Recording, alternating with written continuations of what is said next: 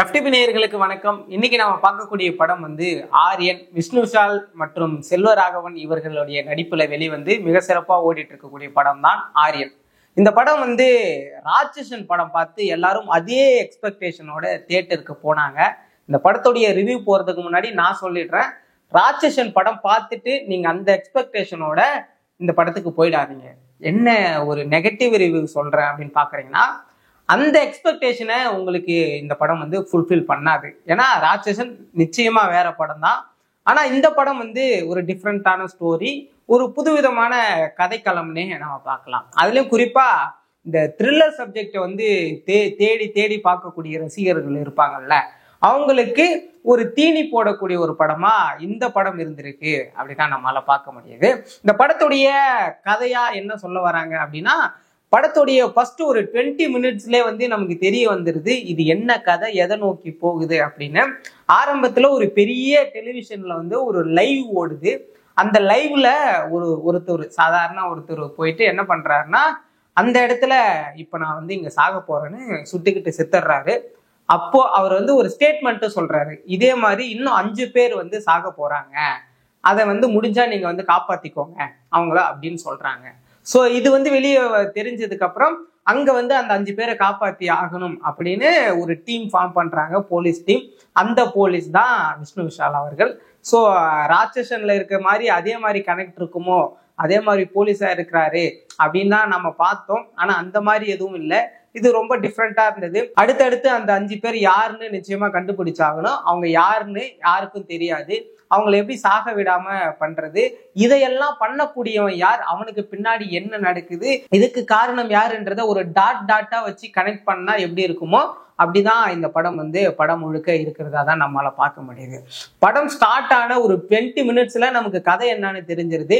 அதுக்கப்புறம் இந்த puzzles solve பண்ற மாதிரி நம்ம ஒவ்வொரு விஷயமா ஒவ்வொரு டாட்டா நம்ம கனெக்ட் பண்ணி இந்த படத்தை பார்த்துட்டே இருந்தோம்னா ஃபர்ஸ்ட் ஆஃப் போறதே தெரியல. அந்த அளவுக்கு விறுவிறுப்பா தான் ரொம்ப சூப்பரா கதைக்களத்தை நகர்த்தி எடுத்துட்டு போயிருக்காங்க.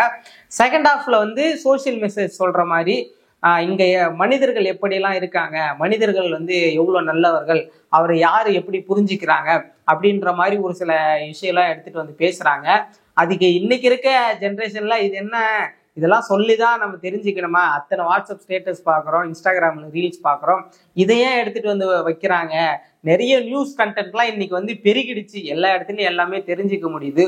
ஸோ அதை எடுத்துட்டு வந்தது பெரிய லெவல்ல கனெக்ட் ஆகலைனாலும் கூட படத்துல மற்ற செக்மெண்ட்ஸ் எல்லாம் ரொம்ப சூப்பரா இருக்கு. இந்த கதையில இன்னும் குறிப்பா ஸ்பெஷலான விஷயமா சொல்லணும்னா நிச்சயமா விஷ்ணு விஷால் அவருடைய நடிப்பை சொல்லிதான் ஆகணும். அதுல குறிப்பா இந்த படத்துடைய ப்ரொடியூசரும் கூட விஷ்ணு விஷால் தான். இந்த படத்துடைய டைரக்டர் ஏதோ பெரிய டைரக்டர் கிடையாது. இதுக்கு முன்னாடி மேனகா அப்படின்னு சொல்லிட்டு ஒரு ஷார்ட் ஃபிலிம், நார்மலான ஷார்ட் ஃபிலிம் பண்ணியிருந்தாரு.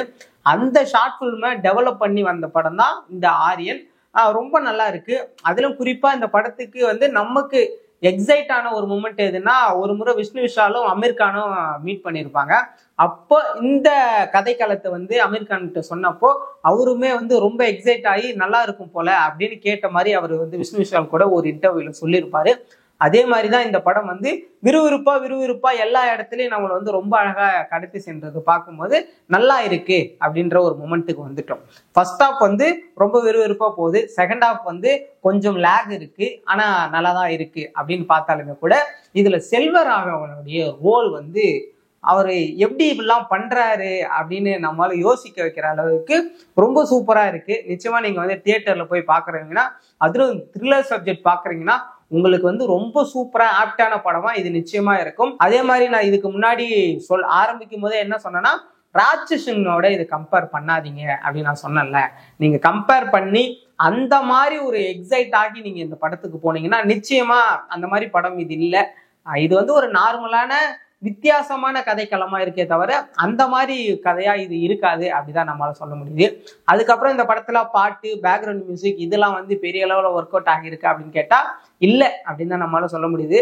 அது வந்து அந்த படத்துக்கும் அந்த கதைக்களத்துக்கும் ஏத்த மாதிரி இருக்கு. படம் தொடங்கினதுல இருந்தே கதை ஆரம்பிச்சு அந்த கதைக்கு ஏத்த மாதிரி தான் பேக்ரவுண்ட் மியூசிக்கா இருக்கட்டும் எல்லாமே இருக்கு. அதுலயும் குறிப்பா இந்த படத்துல வந்து விஷுவல்ஸ் எல்லாம் அவ்வளவு சூப்பரா இருக்கு. மேக்கிங் வந்து அந்த அளவுக்கு சூப்பரா பண்ணியிருக்காங்க. விஷ்ணு விஷால் வந்து தன்னுடைய ஒட்டுமொத்த உழைப்பையும் இதுல போட்டிருக்காரு அப்படிதான் நம்மளால பார்க்க முடியுது. முண்டாசுப்பட்டி டைம்ல இருந்தே விஷ்ணு விஷால் வந்து டிஃப்ரெண்டான இந்த மாதிரி கதைக்களை தேர்ந்தெடுத்து அதற்கு வந்து உயிர் கொடுக்கிற மாதிரி நிறைய தன்னுடைய நடிப்புகளை வந்து வெளிக்காமிச்சிட்டு வராரு. அதுல இதுவும் வந்து ஒரு பார்ட். ஸோ நல்லா இருக்கு. குடும்பங்களோட போய் பார்க்கலாமா அப்படின்னு கேட்டா நிச்சயமா இந்த த்ரில்லரை விரும்பக்கூடியவங்க வந்து நிச்சயமா போய் பார்க்கலாம். ஒரு சில மொமெண்ட் வந்து அந்த தியேட்டர் சீட்ல வந்து உட்கார வைக்கிற மாதிரியான ஒரு சில மொமெண்ட்டும் இருக்கு. அதை நான் வந்து ரிவீல் பண்ண விரும்பல. மறக்காம தியேட்டர்ல போய் பாருங்க. ஸோ என்ஜாய் பண்ணி பார்க்கக்கூடிய ஒரு படமா நிச்சயமா இந்த படம் இருக்கும். ரீசெண்டாவே விஷ்ணு விஷாலுக்கு வரக்கூடிய படங்கள்லாம் வந்து ஒரு பெருசா ஓடலை அப்படிதான் நம்மளால சொல்ல முடியும். அதுக்கப்புறம் எல்லாரும் எக்ஸ்பெக்ட் பண்ணாங்க இது வந்து ராட்சசன் மாதிரி இருக்குமா, ராட்சசன் மாதிரி இருக்குமானா ராட்சசன் தான். இது வேற மாதிரி இருக்கு. ஆனா நல்லா இருக்கு. நிச்சயமா போய் தியேட்டர்ல பாருங்க. எல்லாருக்கும் பிடிக்கும். நன்றி.